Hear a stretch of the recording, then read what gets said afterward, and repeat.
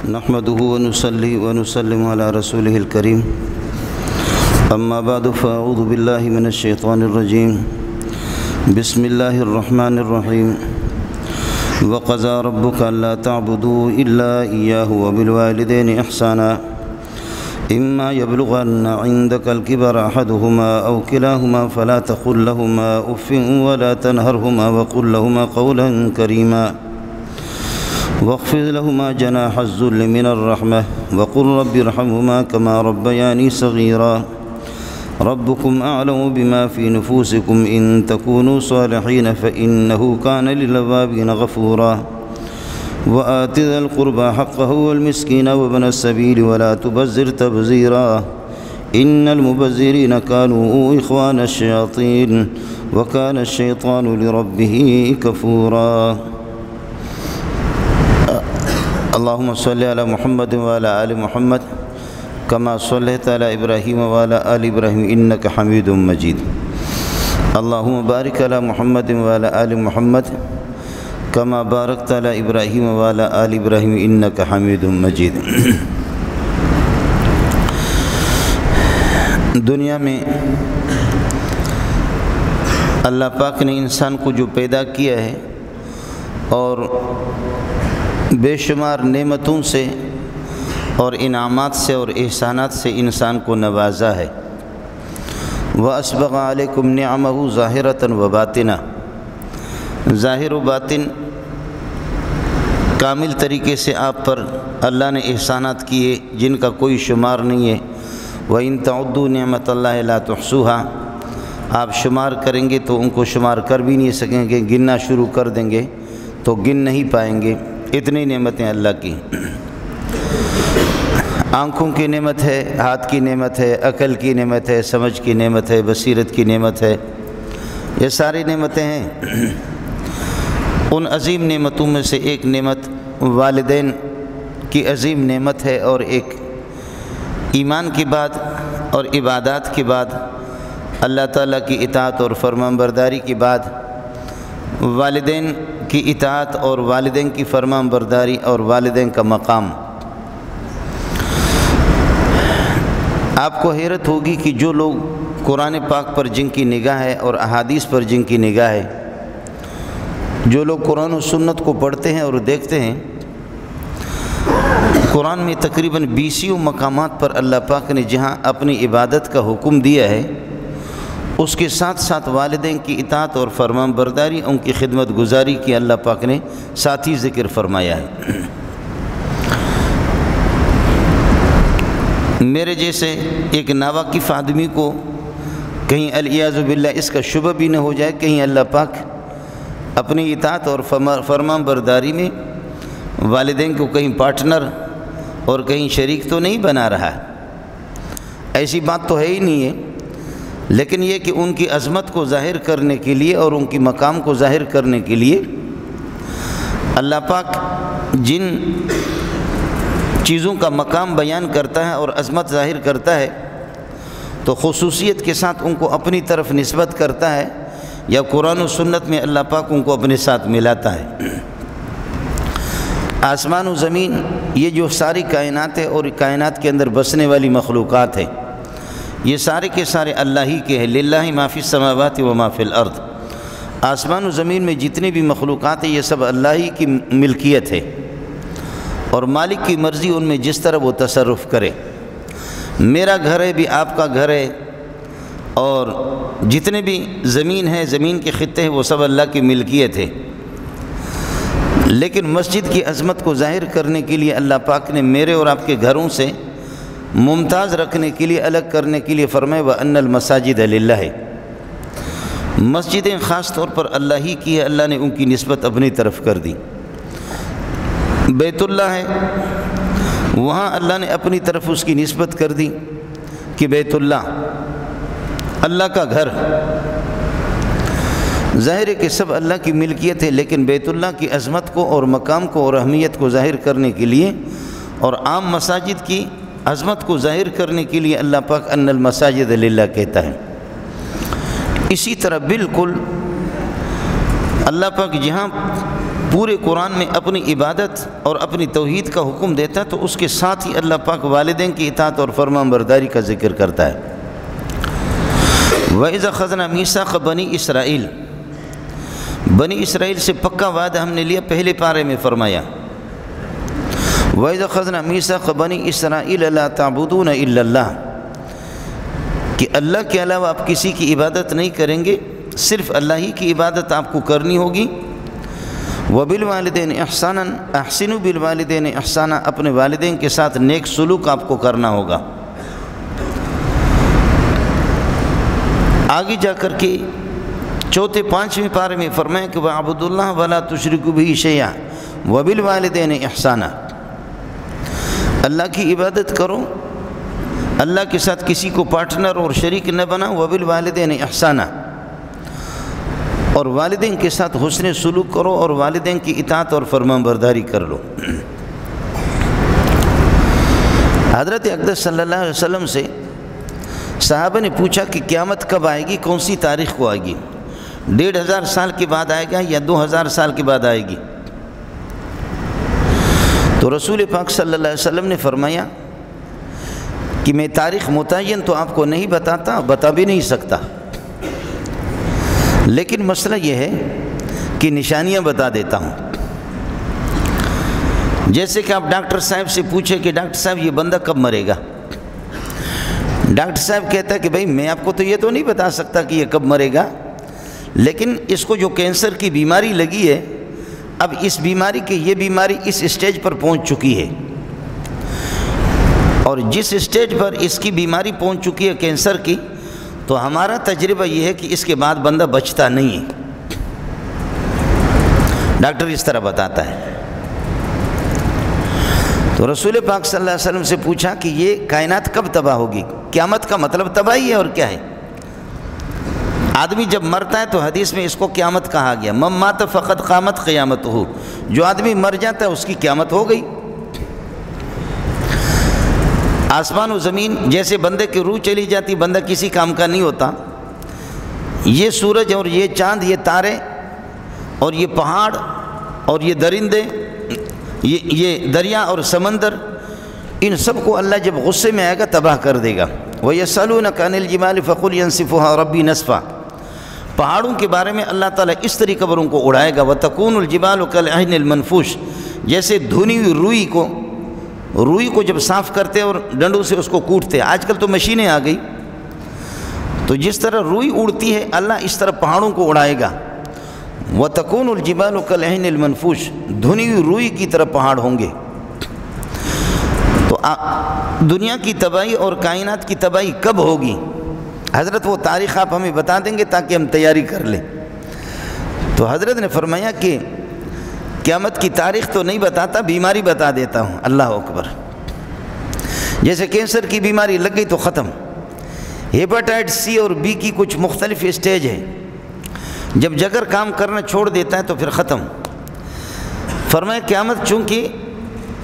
کائنات کی تباہی کا نام ہے، بربادی کا نام ہے، یہ آسمان، یہ زمین، یہ پہاڑ اور یہ دریا، یہ سمندر، یہ سارے ختم ہو جائیں گے، تو ان کے لیے میں بیماری آپ کو بتا دیتا ہوں۔ تاریخ نہیں بتاتا کہ قیامت کب آئے گی، لیکن اس کائنات کو جب بیماریاں لگ جائیں گے، مختلف قسم کی بیماریاں ہیں، ان بیماریوں میں سے ایک موقع پر فرمایا کہ ما فشى الزنا فی قوم الا اہلکہم، جب کسی قوم میں شراب نوشی اور بے حیائی اور بے شرمی رواج اور عروج کو پہنچ جائیں تو فقط اہلکہم، تو پھر وہ قوم بھی صفحہ ہستی سے مٹ جاتی ہے۔ یہ بھی تباہی ہے جہاں بے حیائی اور بے شرمی، زنا اور شراب نوشی ہوگی۔ لیکن فرمایا کہ ان تلد الامۃ ربتها، قیامت کی نشانی ایک آپ کو بتاتا ہوں، کائنات کی تباہی، ان تلد الامۃ ربها، دوسری روایت ہے ان تلد الامۃ ربتها، کہ لونڈیاں اپنے آقا کو جنم دیں گے، لونڈیاں اپنی آقاؤں کو جنم دیں گے، لونڈیوں کے پیٹ سے آقا پیدا ہو جائیں گے۔ محدثین کہتے ہیں کہ لونڈی کے پیٹ سے آقا کس طرح پیدا ہوگا؟ فرمایا کہ اولاد ایسی نافرمان ہوگی، ایسی نافرمان ہوگی، وہ اولاد اپنے آپ کو آقا سمجھیں گے اور ماں کو لونڈی سمجھیں گے۔ ان تلد الامۃ ربتہا، گویا کہ ماں نہیں رہی، یہ ماں وہ ماں نہیں رہی جس کو نبی نے جو مقام دیا تھا، ان الجنت تحت اقدام الامہات، جنت ماں کی قدموں کے نیچے ہے۔ میں نے محمد نے ماں کو یہ مقام دیا ہے، لیکن کائنات کی تباہی کی نشانی شراب نوشی، زنا، سود خوری یہ ہے، لیکن کائنات کو جب کینسر کی بیماری اتنی بیماری نہیں ہے، کائنات میں رہنے والے اور بسنے والے مخلوقات کو ماں باپ کی نافرمانی کی بیماری جب لگ جائے گی تو پھر وہ رہیں گے نہیں۔ ان تلد الامۃ ربتہا، کہ لونڈی اپنے آقا کو جنم دے گی، ماں کی حیثیت لونڈی کی ہوگی اور بیٹے کی حیثیت وہ آقا کی ہوگی۔ بیٹے اپنے آپ کو آقا ہی سمجھیں گے۔ اور ایک موقع پر فرمایا کہ بیویوں کے چکر میں آ کر کے ان کی پوجا پاٹ کر کے ان کو راضی کرنے کے لیے والدین کو دھکے پڑیں گے۔ جی ہاں، یہ جو داڑھی ہے نا، اس کے بال آدمی نکال کر کے تو نکال سکتا ہے، جی ہاں، سر کے بال بھی نکال سکتا ہے، لیکن سینے کے بال جو ہے نا وہ مشکل ہے۔ سینے کے 2-3 بال اگر آدمی کھینچیں گے آدمی کو تکلیف ہوگی۔ والدین کو اللہ پاک نے سینے کے بال بنا دیے تھے، لیکن ہم نے یہ کہ ایک عام بالوں کی طرح سے کر کے اس کو جدا کی۔ ماں وہ خادمہ بن گئی ہے اور بیویاں مخدومات بن گئی ہیں۔ کبھی یہ سوچا نہیں ظالم نے کہ بیوی کو اگر ایک اشارہ کر دیا، یو دو درے سلور زو، 1 2 3، اس کی چھٹی ہو گئی، اس کی چھٹی گئی۔ اب مولوی صاحب جو ہے نا قرآن اپنے سر پہ رکھے، اس کے بعد مولوی تیرے لیے کوئی صورت نکال نہیں سکتا۔ تیرے اشاروں سے مذاق میں بھی ثلاث جدہن جد وحزرہن جد، النکاح والطلاق والعتاق، فرمایا کہ غلاموں کو، لونڈیوں کو آزاد کرنا، اور اسی طرح طلاق۔ مذاق میں بھی اگر آپ کا غلام ہے اور آپ کہتے ہیں کہ آپ کو میں نے آزاد کر دیا، مذاق میں وہ آزاد ہو گیا۔ اسلامی حکومت اگر ہوگی، قاضی ہوگا، آپ جا کر کے روئیں گے کہ خدا کی قسم میں نے مذاق کیا تھا، مجھے اپنے غلام کو آزاد کرنا نہیں ہوگا۔ میرے نبی فرماتے ہیں کہ مذاق کرو یا کچھ بھی کرو، یہ آزاد ہو ہی گیا۔ بیوی کو مذاق میں، آپ پیار میں آپ کہہ دے کہ میری طرف سے میں نے آپ کو طلاق دے دی، پیار میں کہہ دے۔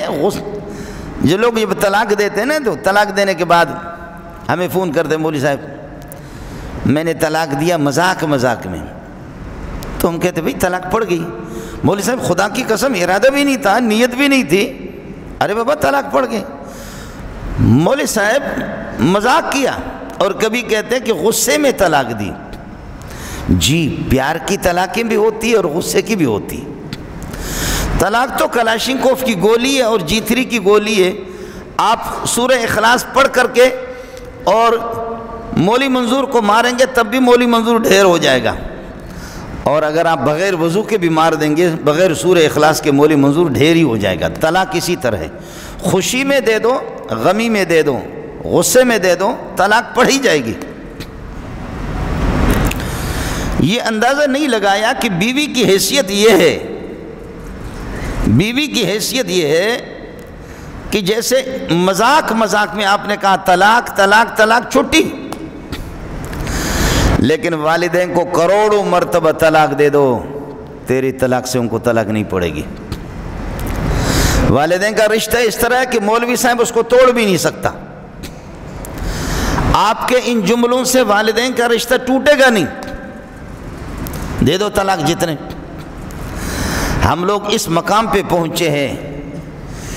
کہ بیوی کو اس اسٹیج پہ لایا کہ بیوی کو کبھی طلاق پڑتی نہیں ہے، اور طلاق پڑے گی تو ماں کو طلاق پڑے گی۔ اب لوگ آ کر کے رو کر کے میرے پاس فون بھی آتے ہیں کہ جی، والدین کہتے ہیں کہ جی 2 ہفتے نہیں ہوئے کہ بیٹے نے ہمیں گھر سے نکال دیا۔ اس بدبخت کو، اس منحوس کو سوچنا بھی چاہیے کہ تو بارگاہ الہی میں کیسے جائے گا۔ والدین کو طلاق دے کر کے آپ نے الگ کر دیا اور بیوی کو سینے سے لگا دیا۔ بیوی کو طلاق پڑ سکتی ہے لیکن والدین کو نہیں۔ حضرت عبداللہ ابن عمر عاشق رسول، جو لوگ حدیث پڑھتے پڑھاتے ان کو پتہ ہے کہ ان کا کیا مقام ہے۔ ان کی بیوی حضرت عمر کی مزاج کی نہیں تھی۔ حضرت عمر نے فرمایا طلاق دے دیا طلاق۔ والدین کے کہنے کے مطابق اگر بیوی بے دین ہے تو پھر تو واجب ہے کہ ان کو طلاق دے دے، والدین جب کہہ رہے۔ اور اگر بیوی آپ کی مزاج کے مطابق بھی ہے اور دیندار ہے تب بھی والدین کا اصرار ہے طلاق دے دو، پھر بھی گنجائش ہے طلاق دینے کی۔ اب واجب نہیں ہے، ضروری نہیں ہے، لیکن پھر بھی گنجائش ہے۔ بعض مقامات اس قسم کے ہیں کہ نماز میں آپ نماز پڑھ رہے ہیں، نفل نماز پڑھ رہے ہیں اور والدہ بلا رہی ہے، توڑ کر کے آپ دوڑ لگائیں گے والدہ کی پکار پہ۔ یہ نماز اللہ کا حق ہے اور وہ بندے کا اور بندی کا حق ہے، اور بندے اور بندیوں میں ماں ہے، پھر باپ ہے، وہ کہہ رہا آپ نفل توڑیں گے۔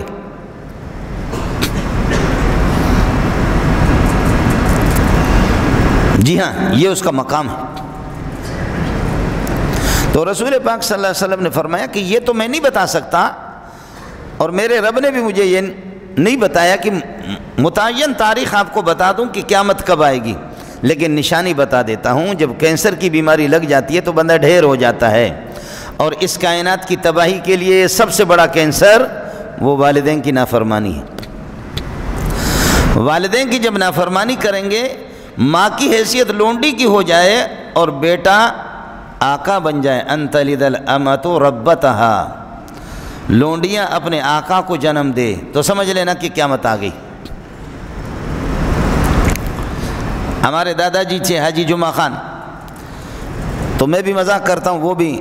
ہم نے تو ان کو دیکھا نہیں، لوگ بتاتے، وہ بھی بڑا مذاقی تھا، خوش طبی کرتا تھا۔ تو پوچھتے تھے حاجی جمعہ خان آپ کی اولاد بیٹے کیا ہے، بیٹیاں کتنی ہے؟ کہہ رہے 5 بیٹیاں ہیں، بیٹا میرا کوئی نہیں ہے، 2 باپ ہے میرے۔ مسئلہ انہوں نے اچھا سمجھا دیا۔ اب ان کا پوتا تو کم از کم وہ پتہ نہیں کس طرح کس نیت سے کہا، لیکن پوتا اس مسئلے کو سمجھ چکا ان کی وجہ سے، جو اس وقت آپ کے سامنے۔ تو پوچھے تھے حاجی صاحب بیٹے کتنے؟ کہ بیٹا کوئی بھی نہیں ہے، 5 بیٹیاں ہیں، 2 باپ ہے میرے۔ وہ کہتے تھے 2 باپ کہاں سے آ گئے آپ کے؟ 2 باپ کس طرح؟ تو میرے والد صاحب کا نام تھا نیک محمد، ایک ہمارے چچا تھے عبداللطیف، کہنے لگے ایک عبداللطیف میرا باپ ہے اور ایک نیک محمد میرا باپ ہے، دونوں باپ ہیں، دونوں نے میرے ناک میں دم کر کے رکھا ہے۔ اس لیے اب وہ باپ بنے ہوئے، وہ خوش طبع آدمی تھا، کہتے وہ باپ بنے ہوئے، میں ان کا بیٹا ہوں، وہ میرے بیٹے نہیں ہے۔ ابا کی حیثیت یہ بھی اس طریقے پر ہو کہ اس کو دھکے پڑے۔ ابھی ساتھی نے مزے کی بات ہمیں سنائی، کہا کہ ہمارے کچھ بڑے حضرات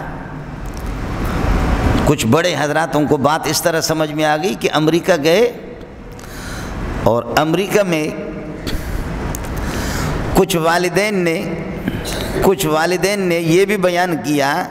کہ کبھی وہ اپنے اولاد، شادی شدہ اولاد کے پاس چلے جاتے ہیں، والدین بوڑھے، کبھی اولاد کے پاس چلے، غیر مسلموں کی بات کر رہا ہوں، الحمدللہ مسلمانوں میں یہ چیز نہیں ہے۔ والدین جب والد صاحب بیٹے کے گھر جاتا ہے، 2 ہفتہ رہتا ہے، مہینے رہتا ہے، تو کرایہ کے ساتھ رہتا ہے۔ بیٹا کہتا ہے کرایہ دے دو۔ مجھ سے کہا مولانا ادھر تو یہ بھی ہو رہا ہے کہ والد صاحب وہ اگر 1 ہفتہ یا مہینہ 2 مہینہ بیٹے کے گھر رہتا ہے، کہیں گیا اسے ملنے کے لیے یا ویسے ان کے رہنے کی جگہ نہیں ہے، کچھ دن اگر رہتا ہے تو کرایہ دینا پڑتا ہے، کرایہ لیتے ہیں ضرور غیر مسلم حضرات۔ تو میں نے جواب تو سخت دے دیا، لیکن آپ کو بتا رہا ہوں، میں نے کہا کہ وہاں اس لیے اللہ آپ کا بھلا کریے، اولاد وہ والدین سے کرایہ اس لیے لیتی ہے کہ اولاد کو یقین نہیں ہوتا کہ ہم اس کے ہیں، وہاں کو یقین نہیں ہوتا کہ میں، اور جیسے کہ وہاں کہتے ہیں نا کہ امریکہ میں ریسرچ اور تحقیق کا بہت وہاں خوب تحقیق کرتے ہیں، تو عرض کر رہا ہوں مسلمانوں کی بات نہیں کر رہا، غیر مسلم تحقیق اس لیے کرتے ہیں کہ جب بچہ تھوڑا سا ہوش سنبھالتا ہے تو والدین کہیں اور جاب کر رہے ہیں اور وہ کہیں پتہ نہیں کہاں کس جگہ پر ہے، تو وہاں تو پھر یہ کہ بعض ان میں غیر مسلموں میں اس قسم کے کہ ان کو پہلے تو یہ اس طرح وہ حیران ہوتا کہ میرا باپ کون ہے، تو تحقیق یہیں سے شروع ہوتی ہے کہ اپنے والدین کی تحقیق کرے کہ میرے والدین کون ہیں۔ ہم لوگ غیر مسلم نہیں ہے، باپ کافر بھی ہے، باپ کافر ہے اور بیٹے سے کہتا ہے لَئِن لَّمْ تَنْتَهِ لَأَرْجُمَنَّكَ وَاهْجُرْنِي مَلِيًّا، لَئِن لَّمْ تَنْتَهِ لَأَرْجُمَنَّكَ وَاهْجُرْنِي مَلِيًّا، اگر آپ اپنے اس توحید سے باز نہیں آئیں گے، خدا پرستی سے باز نہیں آئیں گے اور ہمارے بتوں کی مخالفت کریں گے تو پتھروں سے آپ کو پھر پتھروں کی بارش آپ پر ہوگی، پھر ہم سے الگ ہو جاؤ۔ ہے حضرت فرماتے ہیں سلام علیک ساستغفر لک ربی انہ کان بی حفیا، سلام علیک ساستغفر لک ربی انہ کان بی حفیا، میرے پیارے ابا ہے ابا کافر ہے ابراہیم علیہ السلام، انداز خطاب تو دیکھو، سلام علیک ساستغفر لک ربی انہ کان بی حفیا، سورہ مریم ہے اور تیسرا رکوع ہے، ابا سلام، میں مستقل آپ کے لیے دعا کرتا رہوں، استغفار کرتا رہوں گا، ربا میرے ابا کو نجات دے دے، تو دھکا دے دے، پتھروں کی بارش کر دے، لیکن میں مستقل راتوں کو اٹھ کر کے تیرے لیے دعائیں کروں گا، اللہ میرے ابا کو تو جہنم میں کیوں دھکیل رہا ہے، اس کو ایمان کی دولت سے مالا مال تو کر دے۔ اور میرے نبی نے فرمایا العم سن و ابی ہے، العم سن و ابی ہے، چچا جو ہوتا ہے وہ بھی ابا کی طرح ہوتا ہے، اس کا مقام بھی ابا ہی کا ہے،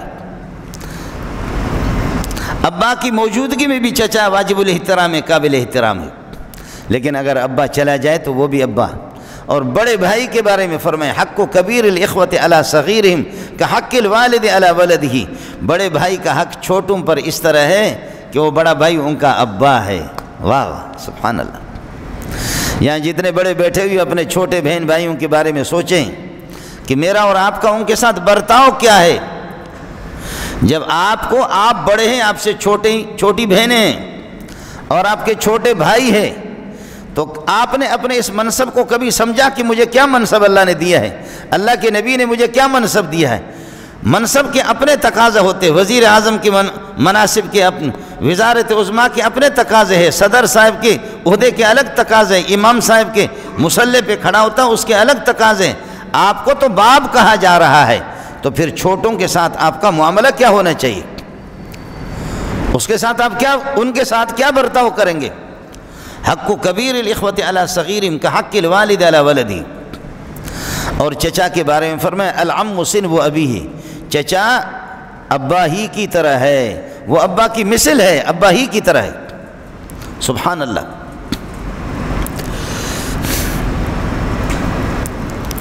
اور آپ بالکل ایک یتیم معصوم کے والد صاحب حضرت عبداللہ کے سایہ شفقت آپ سے اٹھے، آپ کے والد صاحب چلے گئے اور آپ چھوٹے ہی تھے، اماں آمینہ بھی اس دنیا سے چلی گئی۔ سیرت والے لکھتے ہیں کہ رسول پاک صلی اللہ علیہ وسلم اپنی ماں کی قبر پہ جا کر کے کبھی اس طرح ہو کر کے ایسے مراقبہ کر کے وہاں سے رو رو کر کے اٹھتے تھے، ماں کی شفقت آپ نے نہیں دیکھی۔ یہ ایک الگ بحث ہے کہ آپ کے والدین اسلام کی حالت میں ان کا انتقال ہو گیا، ایمان کی حالت میں ان کا انتقال ہو گیا، یا کفر کی حالت میں، یہ ایک مسئلہ ہے جس کو علماء حل کر بھی نہیں سکے۔ لیکن پھر بھی آپ امت کو بتا رہے، جو لوگ گئے حج کرنے کے لیے، عمرے کے لیے گئے، الابوا کہاں پر؟ دور، مکے سے کتنا دور پہاڑوں میں والدہ کی قبر ہے۔ یہاں سے رسول پاک صلی اللہ علیہ وسلم پیدل جا کر کے اور وہاں پر جا کر کے میں کروں اس طرح زمین پر بیٹھ کر کے، پتھروں پہ بیٹھ کر کے، وہاں سے پھر رو رو کر کے اٹھ کر کے واپس آتے۔ اور پھر حضرت ابو طالب نے، جو حضرت علی کے والد ہیں، انہوں نے خوب خدمت کی، خوب خدمت کی، خوب خدمت کی، حد کر دی اس نے۔ ابو طالب کا اپنا میلان بھی تھا، اور جب 40 سال کے بعد اس کو نبوت مل بھی گئی، اپنا میلان تھا، 100% میلان تھا کہ ایسا سونا۔ بخاری میں الفاظ ہے وَأَبْيَضُ يُسْتَسْقَى الْغَمَامُ بِوَجْهِهِ، میرا بھتیجا ایسا چمکتا دمکتا پیارا اس کا چہرہ ہے، جب ہم پر بارش نہیں ہوتی، قحط سالی ہوتی ہے تو ہم اللہ کو واسطہ دیتے۔ کافر ہو کر کے کہہ رہا ہے، کافر ہو کر کے کہہ رہا ہے کہ جب بارشیں نہیں ہوتی، قحط سالی ہوتی ہے تو ہم اس حسین چہرے کا واسطہ آسمان والے کو دیتے، آسمان والے کو ترس آتا، بارشیں شروع ہو جاتی۔ وَأَبْيَضُ يُسْتَسْقَى الْغَمَامُ بِوَجْهِهِ، یہ چمکتا دمکتا چہرہ۔ ابو طالب نے بڑی خدمت کی۔ بنو ہاشم سے لوگوں نے بائیکاٹ کیے، قریش نے، کہ محمد کو چھوڑو۔ ابو طالب نے کہا کہ نہیں چھوڑ سکتے کسی بھی صورت میں۔ اور آپ دیکھیں شیب ابی طالب کے اندر 2-2.5 سال ان سے بائیکاٹ، ان کو بند کر کے رکھا گیا، اور ایک معاہدہ نامہ لکھا گیا، ایگریمنٹ لکھا گیا، اس پہ یہ ہو گیا کہ کوئی ان سے تعلق نہیں رکھے گا، بیت اللہ میں داخل ہونے کی قطعاً محمد کو اجازت نہیں ہے صلی اللہ علیہ وسلم۔ آپ نے فرمایا چچا جان، انہوں نے بائیکاٹ تو کر دیے، معاہدہ نامہ عربوں کے بڑے بڑے سرداروں سے انہوں نے دستخط بھی کرا دیے، ہم سے بائیکاٹ تو ہے اور ہم بیت اللہ میں داخل نہیں ہو سکتے، لیکن جا کر کے ان سے کہہ دو کہ وہ جو تم نے بائیکاٹ نامہ لکھا ہے اور جو آپ نے ایگریمنٹ کر کے لکھا ہے اس کو کعبۃ اللہ میں آپ نے لٹکایا ہے، مجھ پر محمد پر تو پابندی ہے صلی اللہ علیہ وسلم، میں تو کعبۃ اللہ میں نہیں آ سکتا، لیکن ان سے جا کر کے کہو اگر میں سچا نہیں نبی ہوں تو جا کر کے دیکھو جتنے جملے تم نے میرے خلاف لکھے بائیکاٹ، سب کو دیمک نے کھایا ہوا ہے، جہاں جہاں اللہ کا لفظ ہوگا وہ محفوظ ہوگا اور باقی سب کو دیمک نے کھایا۔ اگر یہ سچ نکلے تو سچا نبی ہوں، یہ جھوٹا نکلے تو بات ہی ختم، میں تمہیں تنگ نہیں کروں گا۔ پھر ابو طالب سے کہا جا کر کے ان سے کہہ دو۔ ابو طالب نے کہا کہ بھائی کچھ چانس تو ہمیں دے دو، سرداروں کو مرداروں کو، انہوں نے کہا کہ کچھ چانس تو ہمیں دے دو۔ جھگڑا سارا یہ ہے کہ آپ کہہ رہے کہ محمد اللہ کے رسول نہیں ہے، اور وہ کہہ رہا ہے کہ میں اللہ کا رسول ہوں، اور جان ہتھیلی پر لے کر کے نکلا ہوا ہے، کہتے ہیں کائنات ساری دنیا کے سونا چاندی میرے ہاتھ پہ رکھ دو، میں سودا بازی کے لیے تیار نہیں ہوں کسی بھی صورت میں، توحید کے دعوت سے میں پیچھے نہیں آؤں گا۔ آپ لوگوں نے بائیکاٹ کر دیے اور سب کے دستخط بھی ہے، اور یہ بائیکاٹ نامہ بیت اللہ کے اندر آپ لوگوں نے لگا بھی دیا ہے، لیکن میرا بھتیجا کہتا ہے کہ دیکھ لو سب کو دیمک کھا چکا ہے، اگر دیمک نے اس کو کھایا ہے تو پھر سمجھ لینا کہ میں سچا اللہ کا رسول ہوں۔ مجھے تو کیا ہے، میں تو یہ غیب کی خبر جو بتا رہا ہوں یہ میرا معجزہ ہے، معجزہ تو نبی کے ہاتھ پہ اس کا صدور ہوتا ہے، اگر واقعتاً کھایا تو پھر دیکھ لینا، اور اگر نہیں ہے تو میں جھوٹا ہوں۔ ہاں لفظ اللہ محفوظ ہوگا، لفظ اللہ محفوظ ہوگا۔ تو ابو طالب نے کہا وہ سرداروں مرداروں کچھ میرے بھتیجے کو چانس تو دے دو، جا کر کے دیکھ تو لو، آپ تو 2-2.5 سال سے اس کو اندر آنے دے بھی نہیں رہے، لیکن جا کر کے دیکھ لو، پتہ چلے گا دودھ کا دودھ پانی کا پانی کہ وہ سچا ہے یا آپ سچے ہیں، وہ جھوٹے ہیں یا آپ جھوٹے۔ جا کر کے دیکھا کہ واقعی اس کو دیمک کھا چکا ہے، لفظ اللہ اللہ اللہ ہر جگہ محفوظ ہے، اللہ اللہ ہر جگہ محفوظ ہے، باقی یہ ہے کہ اس کو دیمک کھا چکا۔ اس کے باوجود بھی نہیں منو کسی بھی صورت میں ماننا نہیں ہے، تسلیم نہیں کرنے، پھر بھی تسلیم۔ لیکن ابو طالب سمجھ چکا تھا اور میں عرض کر رہا ہوں کہ بخاری شریف میں کئی مقامات پر ہے کہ مصیبت آتی ہے اور حادثہ آ جاتا ہے تو میرے اس بھتیجے کا ہم اس کو آسمان کو واسطہ بھی دیتے ہیں کہ اے رب ہم ہیں کافر، ہم کافر ہیں اور میری پارٹی سارے کافر ہیں، ہمیں پتہ ہے کہ ہمارے رونے پیٹنے پہ کچھ نہیں ہوگا، لیکن یہ ہے کہ لوگ مردار بھی کھا رہے ہیں، جانور پانی کے قطرے کو ترس رہے ہیں، لیکن اس پیارے چہرے کے لاج رکھتے ہوئے بارش برسا۔ خود کافر جب قحط سالی ہوگی، ابو سفیان جیسے لیڈر آدمی بعد میں مسلمان ہو گیا رضی اللہ تعالیٰ عنہ، ابو سفیان گئے اور کہنے لگے کہ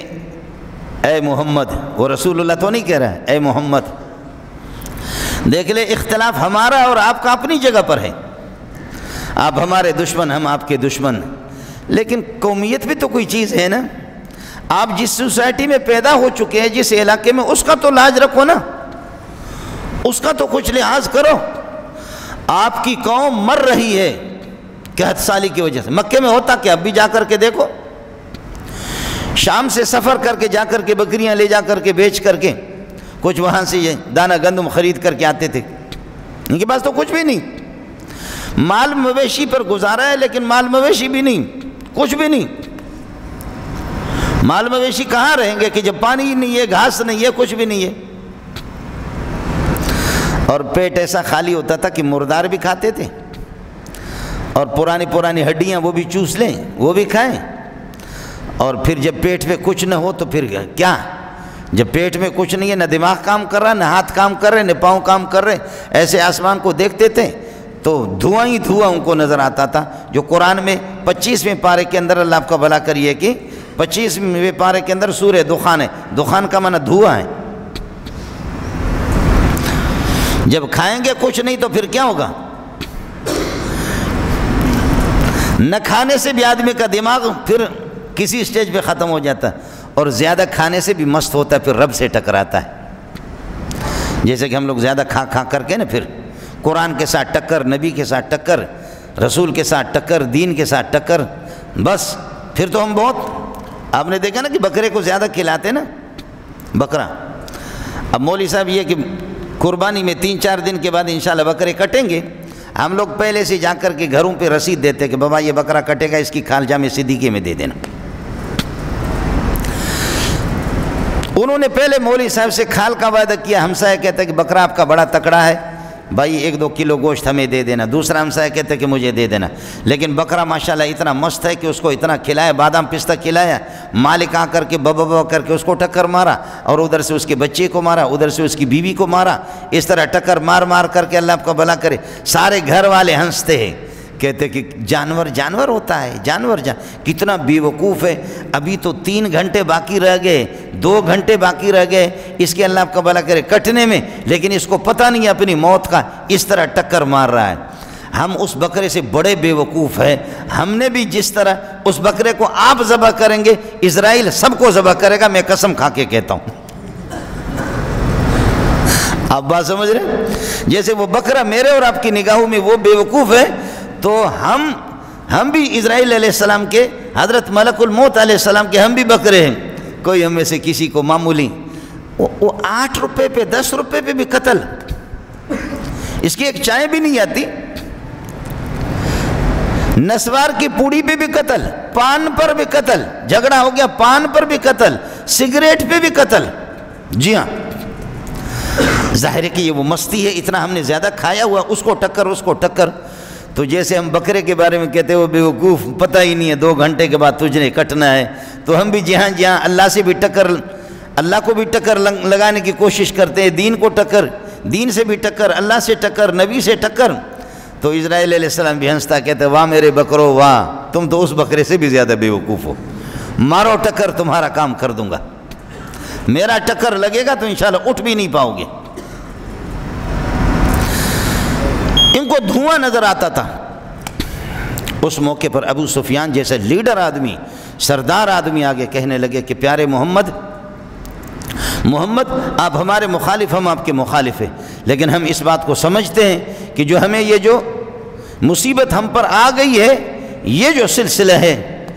اس کو کوئی ٹالنے والا نہیں ہے سوائے اللہ کی ذات کے، اس لیے کہ اللہ کو تو وہ مانتے تھے لیکن اپنے بتوں کو سفارشی مانتے تھے، لیکن ہمارے بتوں سے یہ سلسلہ نہیں ہوا، بتوں سے کچھ بھی نہیں ہوا، محمد آپ ہی دعا کریں گے تو کوئی صورت بنے گی۔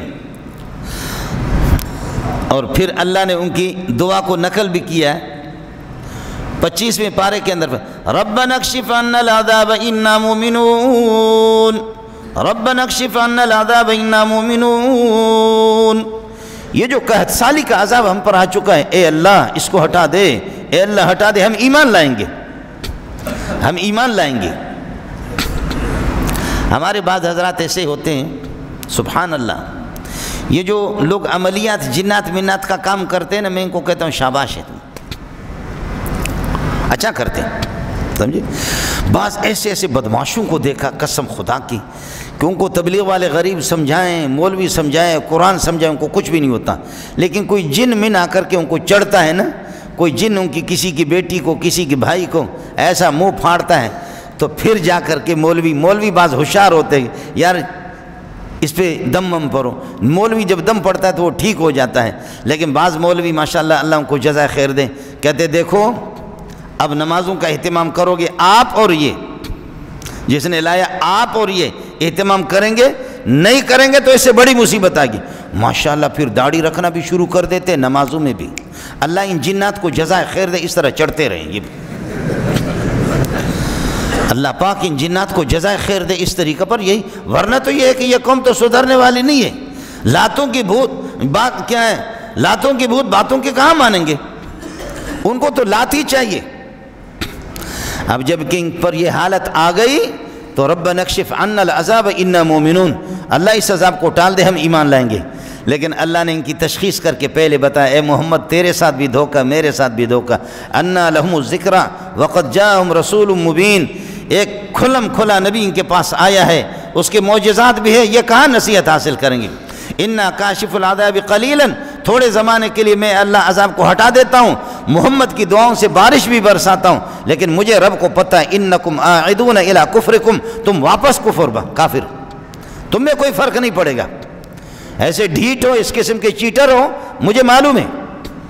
کوئی فرق نہیں پڑے گا۔ بات کہیں دور چلی گئی، العم صنو ابی، چچا بھی ابا کی طرح ہوتا ہے۔ ابو طالب نے بڑے احسانات رسول پاک صلی اللہ علیہ وسلم پر کی، لیکن قوم کی وجہ سے کہاں، وہ قوم کی ملامت کی وجہ سے ابو جہل، عتبہ، شیبہ، آخر میں جب یہ مر رہا تھا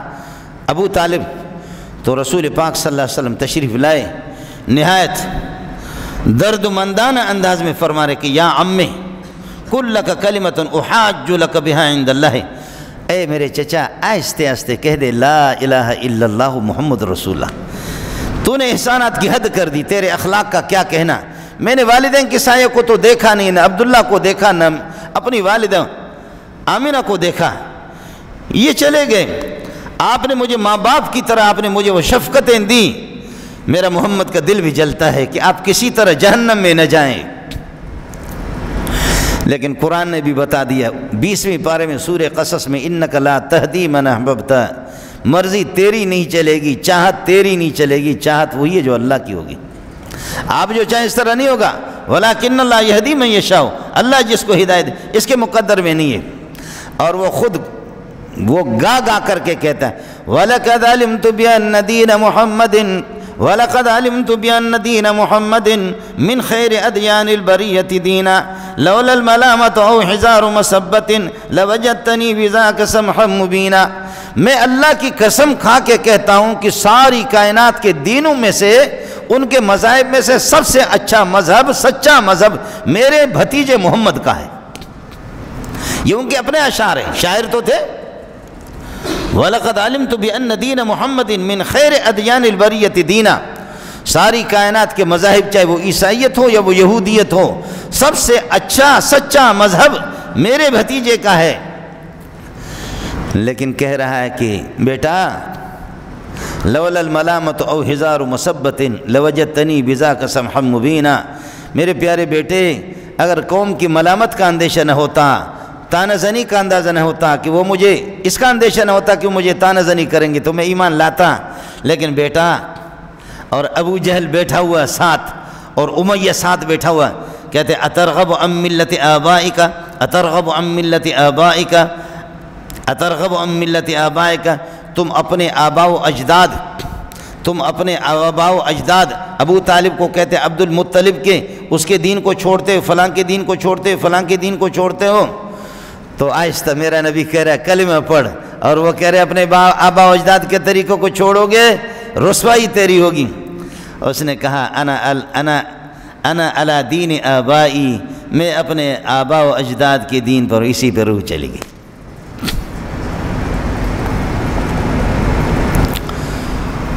باپ کا کیا مقام ہے اور چچا کا کیا مقام ہے، حضرت نے کتنی کوششیں کی، ان کا اتنا احترام ان کا کتنا رسول پاک صلی اللہ علیہ وسلم کرتے تھے۔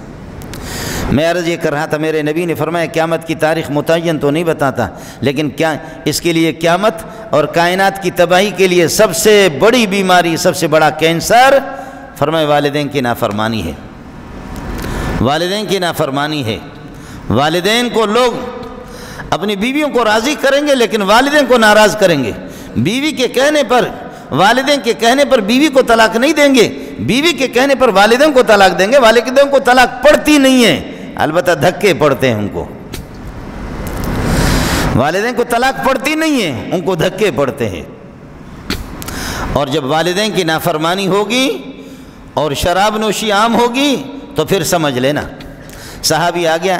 کہنے لگے کہ حضرت عبداللہ بن مسعود کی روایت ہے، مسلم شریف کی روایت ہے، ای الاعمال احب الی اللہ عز وجل، پیارے محمد سب سے زیادہ محبوب عمل، سب سے زیادہ محبوب عمل اللہ کو کیا ہے،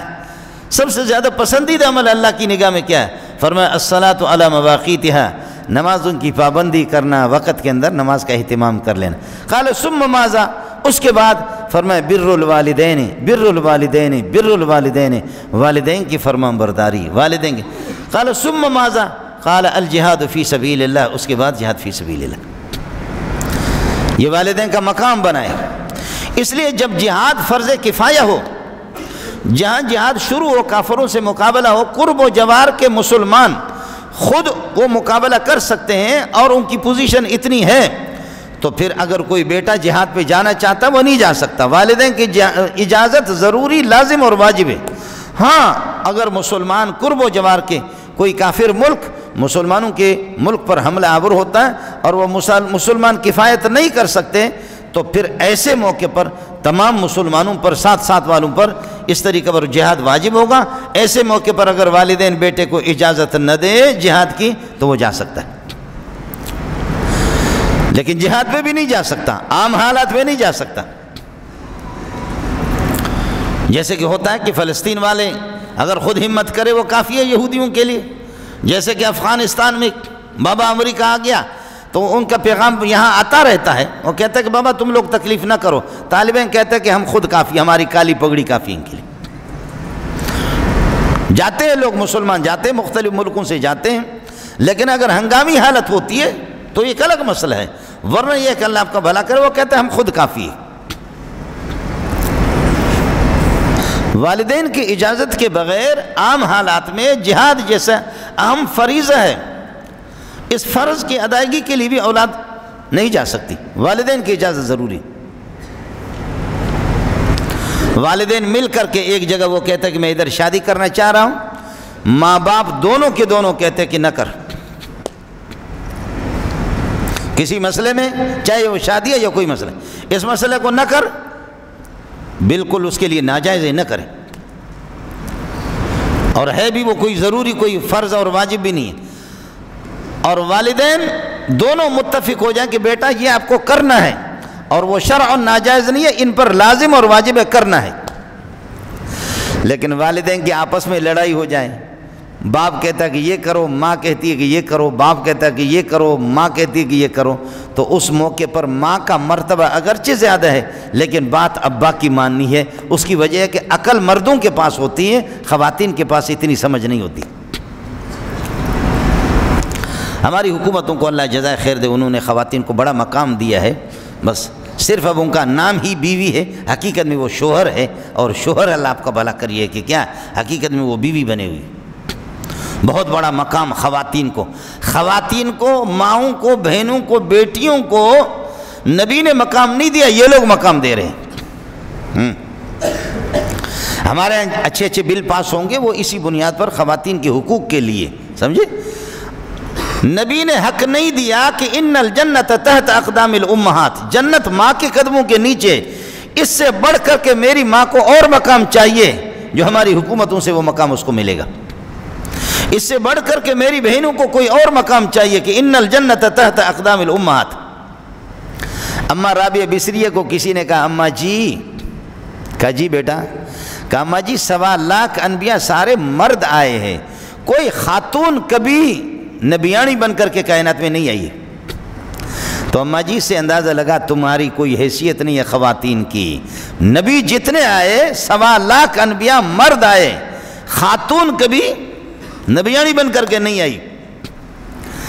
اب میری ماں ہوتی مولی منظور کی جواب نہ دے سکتی، میری بہن ہوتی جواب نہ دے سکتی، میری پھوپھی میری خالہ جواب نہ دیں، لیکن وہ اماں رابعہ بصریہ اللہ مجھے قربان کریں ان کی جوتیوں پہ۔ اماں رابعہ بصریہ نے کہا کہ بیٹا کاش کہ وہ 1.25 لاکھ انبیاء جو آئے ہیں اور آپ کہتے خاتون کوئی نبیانی بن کر کے نہیں آئی، وہ 1.25 لاکھ انبیاء سے پتہ کرو کہ تم کس کے گود میں پلے بڑے ہو۔ ہے وہ 1.25 لاکھ انبیاء، اگر ان سے اللہ تمہاری ملاقات کرے اور اللہ ان کو زندہ کرے، آپ ان سے پتہ کرو کہ وہ کن گودوں میں پلے بڑے ہیں، اور ان سے پتہ کرو، ان نبیوں سے پتہ کرو کہ کس کے استقبال کے لیے نبی کھڑا ہوتا ہے۔ مائی حلیمہ جو رضائی ماں ہے اس کے استقبال کے لیے چادر بچھا کر کے پیارے محمد اس کے استقبال کے لیے کھڑا ہوتا ہے۔ اگر وہ مائیں زندہ ہوتی، انبیاء زندہ اس دنیا میں نبی سے آپ سے گفتگو کا موقع مل جائے نبی سے، تو انبیاء سے پتہ کر لے کہ ماں کا کیا حق ہے۔ اس لیے میرے بھائی اس مجلس کے اندر بہت سے لوگ موجود ہیں جن کے والدین ہیں، اس سے بڑھ کر کے کوئی اچھی تعبیر مولی منظور نہیں بتا سکتا، مولی منظور کا باپ بھی نہیں بتا سکتا آپ کو۔ اس سے اچھی تعبیر فرمایا کہ رضا الوالدین، رضا الرب فی رضا الوالدین وسخط الرب فی سخط الوالدین، اللہ کی رضامندی والدین کی رضامندی ہے، والدین کو راضی رکھو گے اللہ راضی رہے گا، اور وسخط الرب فی سخط الوالدین، اور اللہ کی ناراضگی والدین کی اب تیری مرضی ہے۔ نتیجہ اس کا یہ نکلا اللہ جب راضی ہوگا جنت ملے گی، معلوم یہ ہو گیا کہ اللہ کی رضا اور جنت وہ والدین کی رضامندی میں ہے، اور میرے نبی نے بتا دیا۔ اور اگر جہنم میں کسی کو شوق ہے کرے اپنی تشکیل جہنم کی طرف کر لے، اس سے اچھی تعبیر والدین کے لیے اور کوئی بھی نہیں ہے۔ رضا الرب فی رضا الوالدین، اللہ کی رضامندی والدین کی رضامندی میں، یہ حدیث رسول ہے، جیو ٹیلی ویژن کی خبریں نہیں ہیں، یہ مسلم شریف کی روایت ہے۔ وسخط الوالد فی سخط الوالدین، اور اللہ کی ناراضگی والدین کی ناراضگی میں، اس سے بڑھ کر کے اور کون سی تعبیر ہو سکتی ہے؟ اس لیے جن کے والدین زندہ ہیں وہ کوشش کر لیں۔ اور میں نے عرض کیا کہ آپ کروڑ مرتبہ والدین کو اماں جی کو طلاق دے دو، ابا کو طلاق نہیں پڑے گی، بیوی کو اشارہ کر دیا مذاق میں، یبا دعا درے سلور پنزہ اشفا قوا اتا نا لس زو، چھٹی ہو گئی اس کی۔ حضرت علی کو ایک آدمی آ کر کے کہنے لگے حضرت میں نے بیوی کو 100 طلاقیں دیے، پڑھیے نہیں پڑھیے؟ فرمایا وہ تو 3 طلاقوں سے جدا ہوگی، باقی 97 طلاق رکھ لینا، کبھی کسی مہنگائی میں آپ کو کام آئیں گے۔ وہ تو 3 سے جدا ہو گئی، باقی 97 جو بچ گئے، آپ نے کرم جو کیا ہے، ایک 12 بور سے بیک وقت یہ کہ کلاشن کو پورا برسٹ جو آپ نے خالی کیا 100 طلاقیں، تو 97 کو رکھ لینا اپنے پاس، وہ آپ کو کام آ جائیں گے مصیبت میں کسی کی۔ حال ہمارا یہ ہے، بیوی کو طلاق پڑے گی لیکن والدین کو طلاق نہیں پڑتی۔ اس لیے جن ساتھیوں کے والدین زندہ ہیں، جن نوجوانوں کو جو یہاں موجود ہیں، کوشش کر لیں۔ اخباروں میں کون سا اخبار ہے کہ جس میں والدین کو بیٹوں نے قتل، کبھی ماں کو قتل کر دیتے، کبھی باپ کو قتل کر دیتے، کبھی چچا کو قتل کر دیتے۔ وارے واہ، تو یہاں سے تو مرے گا، 1-2 سال کے بعد 10 20 50 سال کے مرنا ہے، لیکن اگلے آخرت والی زندگی میں میں اور آپ ہم کس حیا اور شرم کے ساتھ محمد کے سامنے جائیں گے صلی اللہ علیہ وسلم؟ کیا منہ دکھائیں گے محمد رسول اللہ صلی اللہ علیہ وسلم کو؟ آپ کے ارشادات اور فرامین، آپ کے فرمودات کو اس طرح ہم ذبح کر رہے، کاٹ رہے، گاجر مولی کی طرح، کچھ تو خدا کا خوف کرو۔ اگر والدین کسی، اور میرے نبی نے خود، ایک لمبی حدیث ہے اس میں ایک جز بھی یہ ہے، سیڑھی پہ چلے حضرت کعب بن عجرہ کی روایت ہے، فرمایا آمین، پھر آمین، پھر آمین، 3 سوڑ۔ صحابہ نے پوچھا، فرمایا کہ میں ایک سیڑھی پہ میں نے قدم رکھا تو جبریل نے آ کر کے بتایا جہاں تیرا ذکر خیر ہو اور کوئی درود نہ پڑھے اس لیے درود پڑھ لو، اللہم صلی علی محمد وعلی آل محمد کما صلیت علی ابراہیم وعلی آل ابراہیم انک حمید مجید، اللہم بارک علی محمد وعلی آل محمد کما بارکت علی ابراہیم وعلی آل ابراہیم انک حمید۔ جہاں تیرا ذکر خیر ہو، بخیل اپنی زبان کو حرکت نہ دے، درود نہ پڑھے، اللہ اس کو تباہ کرے، یہ برباد ہو۔ جبریل نے کہا میں نے، محمد نے کہا آمین۔ جب رسول پاک آمین کہے تو وہ ماں کا لال بچے گا کیسے؟ جب محمد رسول اللہ اور جبریل اور اللہ اس کو بد دعا دے وہ بچے گا کس طرح؟ یہ ہمارے کسی پیر صاحب کا تو نہیں ہے،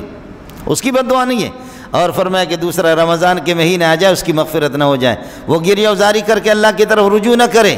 وہ بھی تباہ ہو جائے، میں نے کہا آمین۔ اور تیسرا فرمایا کہ والدین بوڑھے ہوں ان کی خدمت کر کے ان کو راضی کر کے ان کو راضی نہ کرے، وہ بھی تباہ ہوں۔ اس لیے میرے بھائی پیارے محمد کی بد دعا کو اپنے پیچھے نہ لگاؤ، اللہ کی قسم یہ پیر صاحب نہیں ہے، یہ کسی شیخ الحدیث شیخ التفسیر کسی پیر کی بد دعا نہیں ہے، یہ اولیاء اور انبیاء کا جو رئیس ہے اور تاج ہے کائنات کے، ان کی بد دعا ہے۔ ساتھیوں کو ڈرنا چاہیے۔ باقی جن کے والدین چلے گئے، جن کے والدین اس دنیا سے چلے گئے اور وہ اسی غفلت میں رہا ہے، تو ان سے میری گزارش یہ ہے کہ دن میں آپ یہ کر دیں کہ 5 مرتبہ ان کے لیے دعا کریں اور استغفار کر لیں، زندگی بھر اس کو انشاءاللہ اللہ تلافی کریں گے۔ یہ فقہاء نے ایک ہیلہ لکھا ہے کہ اگر کوئی والدین کا نافرمان رہا ہے اور اس نے یہ ہے کہ والدین کی نافرمانی کی ہے، کوئی تلافی کی صورت نہیں ہے، بس ذکر و اذکار، تلاوت، نفلیں پڑھیں، ان کے لیے دعا کریں۔ اور یہ ہے کہ رب ارحمہما کما ربیانی صغیرا، اللہم اغفر لہما وارحمہما وعافہما واعف عنہما۔ اے اللہ ان کی، یہ اگر عربی آپ کو یاد نہ رہے تو ویسے استغفار کر کے دعا کرو، پروردگار میں کس منہ سے تیرے سامنے آؤں گا، پروردگار 1.25 لاکھ کے انبیاء کے سامنے میں کس طریقے پر، کس چہرے سے ان کے سامنے آ جاؤں گا۔ ربا میرے والدین پر رحم فرما دے، ان پر رحم فرما دے، ان کی نغزشوں سے درگزر فرما دے۔ استغفار کر رہے دن میں 5 مرتبہ، ہر نماز میں 1 مرتبہ بھی اگر کر لیں تو بہت بڑی بات ہے۔ اور اگر اور اس سے اور آسان طریقہ یہ ہے کہ آپ ہر نماز میں 3 مرتبہ قل واللہ پڑھ کر کے ان کو ایصال ثواب کر دے، سبحان اللہ، ایک قرآن کا ثواب ملے گا۔ اللہ تعالیٰ مجھے اور آپ کو والدین کی عظمت اور ان کے مقام کہ اللہ تعالیٰ ہمیں یہ سمجھ عطا فرمائے اور اللہ ہمیں ان کا خادم بنا دے۔ اللہ تعالیٰ والدین کی خدمت کرنے کی توفیق عطا فرمائے اور والدین کی نافرمانی سے، پروردگار اپنے نافرمانی سے بچائے۔ وآخر دعوانا الحمدللہ۔